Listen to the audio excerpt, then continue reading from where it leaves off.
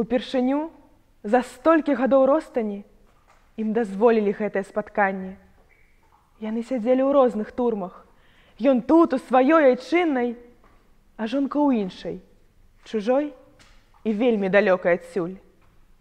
Тыя, хто дазваляў гэтае спатканне, патаемна спадзяваліся, што вязні, узрадаваўшыся магчымасці ўбачыць адно аднаго, шчыра разгаворацца і міжволі выдадуць нейкія таямніцы, якіх якраз і не стае абвінавачванне.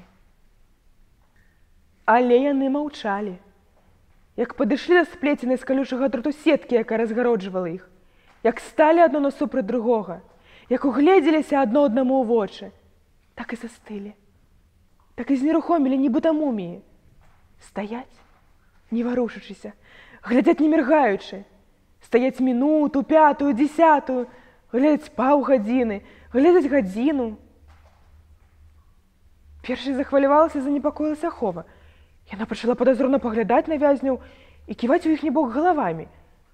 На варту нібыта напаў нейкі страх, як быццам паралізавала. Яны нічога не гавораць, нібыта скардзячыся камусьці ў жаху паўтаралі ахоўнікі. Яны маўчаць. А муж і жонка прагна глядзелі адно аднаму ў вочы. І ў гэтых паглядах і праўда было штосьці незвычайнае, незямное, нават жуднае. Глядзелі яны не як людзі, а як нейкія неземныя істоты. І там, між імі, хадзілі, імклівелі нейкія неўлоўныя для іншых імпульсы, хвалі. А само паветра так спрасавалася і накалілася, што было нават боязна падыходзіць да вязняў блізка.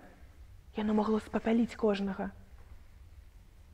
Яны глядзяць у вочы і маўчаць. Яшчэ больш заводзілася Ахова. Усе бегалі і мітусіліся без толку. Усім здавалася, што там, перад імі, адбываецца штосьці зусім неверагоднае і жудаснае.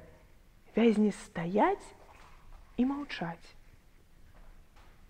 І тады больш разумныя і больш назіральныя з ахоўнікаў нібы зразумелі штосьці.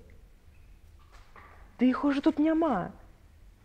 Няўпэўнена, нават не верачы сябе, здзіўлена разводзілі рукамі ведушчыя.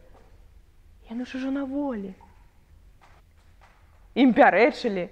Не выдумляйце, яны тут, вунь, стаяць. Кожны можа пераканацца, зачапіць іх. Не, няма. Яны ўцяклі адсюль. А хіба можна ўцячы з нашай турмы? Яны ўцяклі, астаўшыся, гледзячы адно аднаму ў вочы.